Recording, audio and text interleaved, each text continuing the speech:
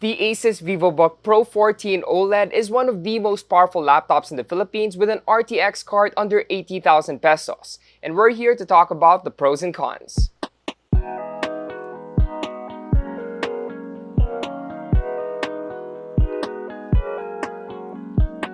ASUS expands its line of RTX-equipped notebooks to the VivoBook series with the VivoBook Pro 14 OLED. But can it serve as a suitable option for creatives who are looking for a powerful laptop without having to resort to gaming notebooks? Pro. Design. As the top-end model of the series, the VivoBook Pro 14 OLED comes with an aluminum top cover. We're getting updated branding where the lid has a raised portion for the VivoBook branding with the Stripes logo, which you can also find on the Enter key.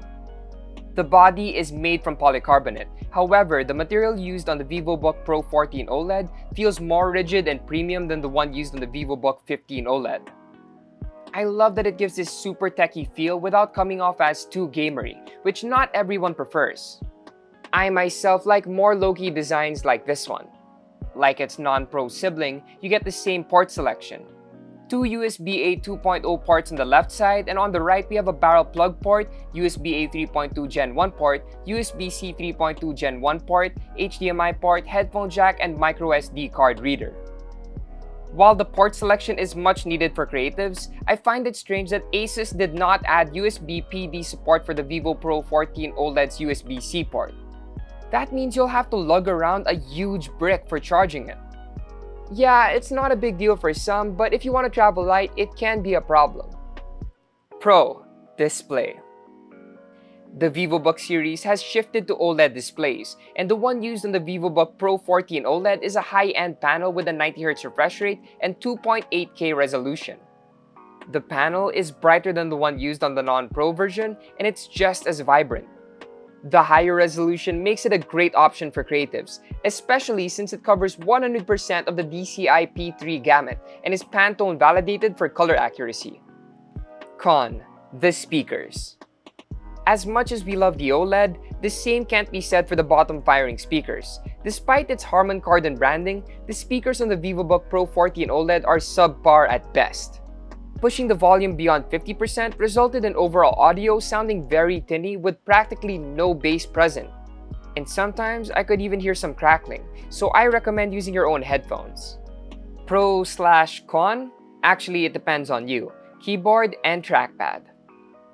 The notebook's keyboard has the same key travel and design as the one used on the non-Pro model. The key travel is decent. It's not as tactile as the one used on ZenBooks. You also miss out on the ZenBook's Ergo Lift hinge, though not all users will really look for this feature. I'm one of those people, so it's fine with me. I've been using this for a while, and the keyboard is good enough for day-to-day tasks, especially when you're out on the field. Now this next one is a pro for me. The 14-inch variant has a more compact frame than the 15-inch variant, which is why the trackpad has a numpad that you can activate with a capacitive button on the top right corner. The trackpad is also bigger than the one used on the non-Pro models and is also super responsive. Pro. Internals and battery life. Our unit is the top-end variant that comes with a Ryzen 9 5900HX processor, 16GB RAM, 512GB NVMe SSD, and an RTX 3050 Max-Q GPU. With its under 75,000 price tag, this variant of the VivoBook Pro 14 OLED offers an excellent price-to-performance ratio, with the MSI Katana GF66 being one of its closest rivals. The Ryzen 9 5900HX is one of AMD's most powerful laptop processors, and it goes head-to-head with Intel's Core i7 11800H. On synthetic benchmarks, the Ryzen 9 leads over the Core i7 in multi-core tests, while Intel's offering takes a lead in productivity and graphics-heavy benchmarks like 3D Mark and PC Mark. But with a card like the RTX 3050 GPU, you're sure to have a great time with both work and play. Games like Valorant, League of Legends, and even high-end games on medium or even high settings should be no problem in between work sprints. And while benchmark scores reveal a tight competition between the Ryzen 9 5900HX and the Core i7 11800H, AMD's offering excels with battery life. Despite having an RTX GPU, the VivoBook Pro 14 OLED managed to do over 6 hours in our battery benchmark test.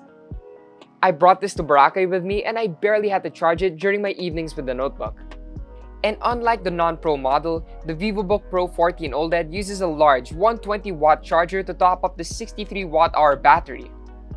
It takes around 2 hours to fully top up the battery, and again, you'll need to haul around the huge charging brick if you're gonna be going out. Cause yeah, it does not support USB PD, at least for the Ryzen version. There you have it, the pros and cons of the ASUS VivoBook Pro 14 OLED. It's a great laptop for creatives, especially with features like an RTX 3050 GPU and a Ryzen 9 processor. And if you're planning to use this for casual games as well, you'll be very happy. And while it has its fair share of compromises, there's no questioning the fact that it has one of the best OLED displays for its price. It might be stretching it, but I guess you can say it's nearly perfect at 74,995 pesos. And if you need an RTX 3050 GPU but have a stricter budget, there's a variant with a Ryzen 5 5600H and 8GB of RAM for 59,995 pesos. You can check out more reviews on Unbox PH, and please do like, comment, share, and subscribe. Hit that bell for notifications. Once again, it's Cholo, and I'll see you guys in the next one.